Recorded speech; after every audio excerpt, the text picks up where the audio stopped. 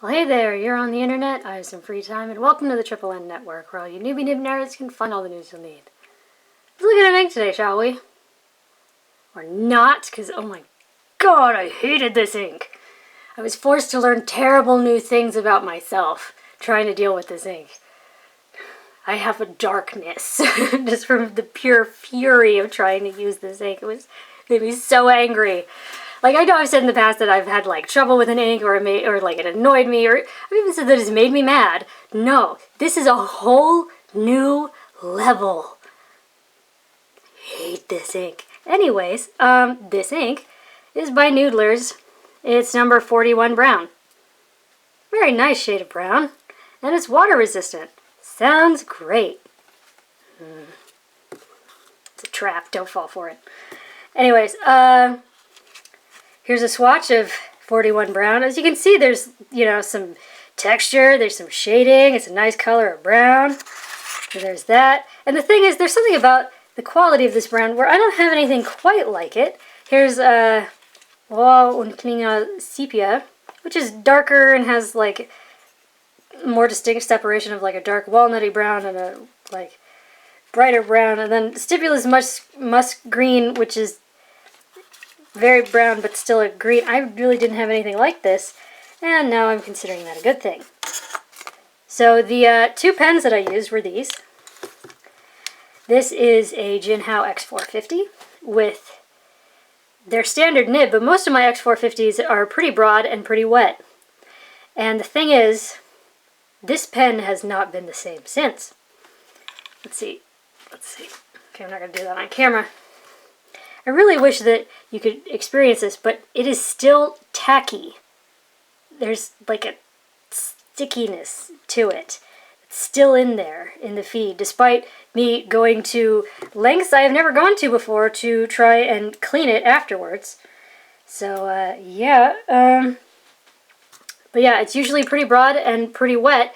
And the thing is, it kind of is. The problem is, this ink takes forever to dry on paper, but would dry on the nib, I'm not even kidding, in seconds, to the point where I couldn't get it to write. I would have to, pretty much go like this before it would write. And then the other pen I used was this Retro 51, which has a fine nib and is actually one of my drier nibs. 3 guesses as to how infuriating it was to try and use this. I had to constantly prime the feed. I had it in a converter, and oh my god, wait, where's the converter?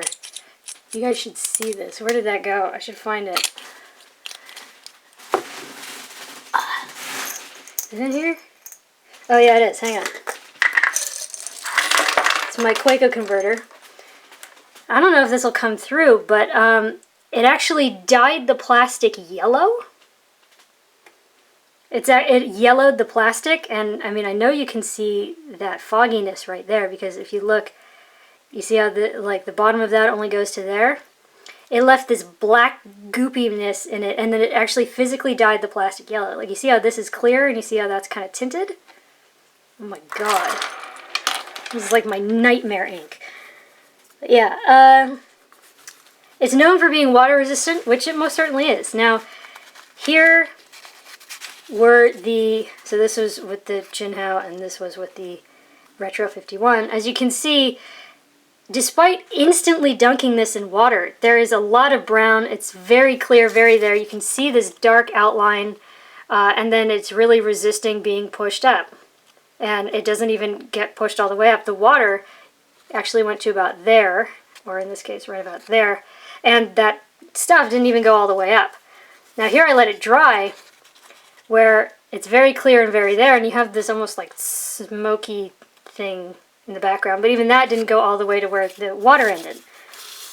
Now, since this is a water-resistant ink, I thought I'd see what this ink can hold itself against.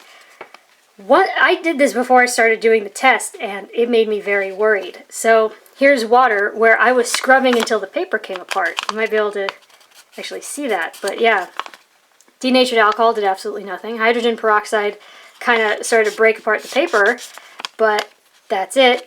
Ammonia pen flush essentially did nothing. Again, I was doing that until the paper came apart. And at this point, I was worried. I was like, oh God, what's going to get this out of my pen?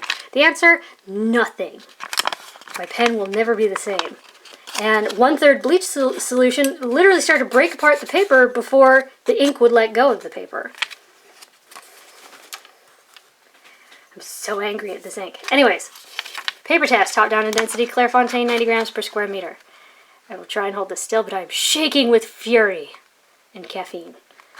So, this is a lovely shade of brown, right? And you've got some like great shading, you know, there's some dark richness to it. But look, 26 seconds to dry, and yet look at how little moved. And 12 seconds, despite how little of this moved. And as you can see, I had hard starts. I had hard starts like everywhere. Literally, in the time it took me to write that, and then pick up the other one, write this, took maybe 10 seconds, I would have a hard start there.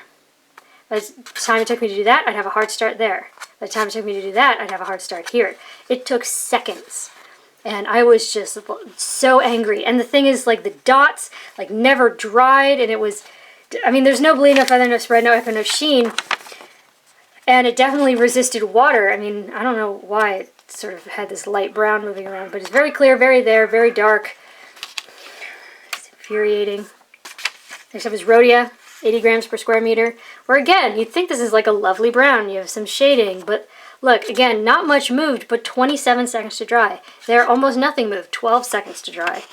And you can see all these places where I had hard starts. I mean, look at the scrubby. I had to, like, repeatedly, God, it was just infuriating. I mean, yeah, just pissed. I mean, like, this, it is a whole new level of angry. There's no bleed, no feather, no spread, no echo, no sheen, none of that. Water test, very, very clear, very, very there. Almost didn't blink. There's just a slight brown haze. It just sent me nearly on a murdering spree. I was so pissed off.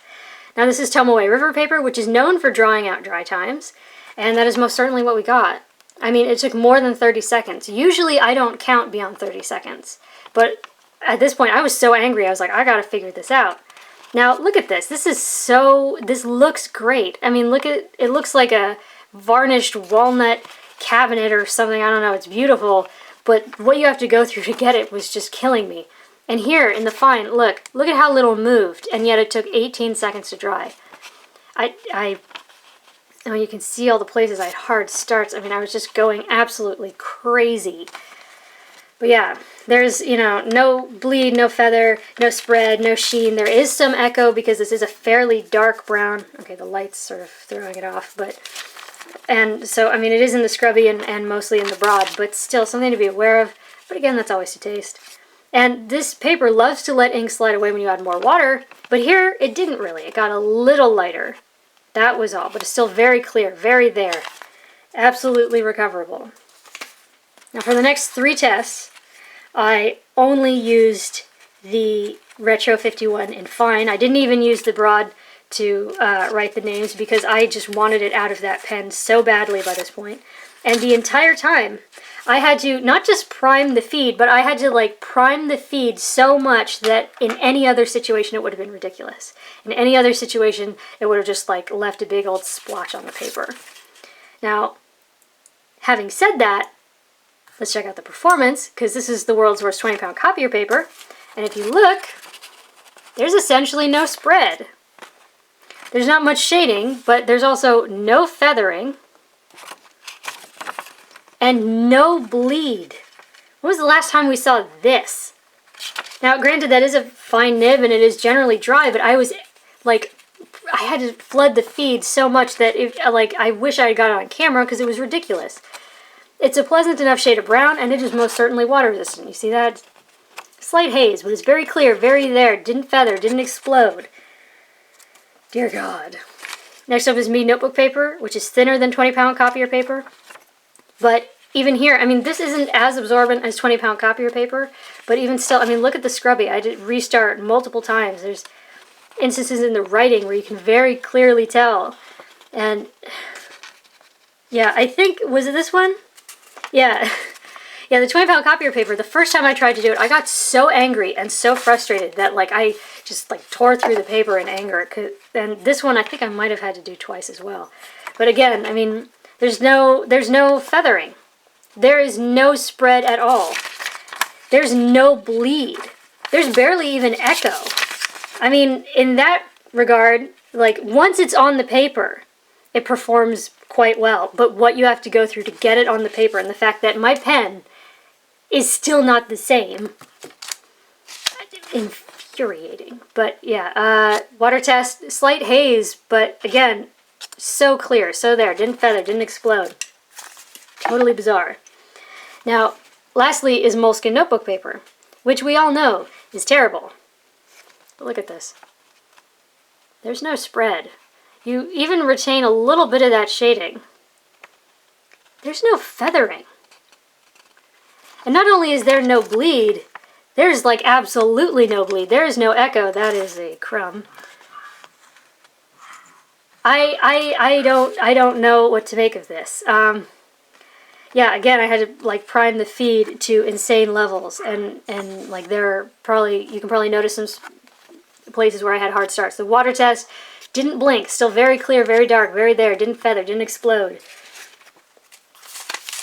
So once it's on paper, once it's on the cheap paper, you know what? If you have a fine nib, or maybe not even a fine nib, if you have a nib that is out of control wet and you have to use absorbent cheap papers, maybe look into this ink. It's a nice shade of brown, it's very water resistant. Make sure it's a cheap pen. I swear to God, it like there's like a tackiness to it. It's sticky.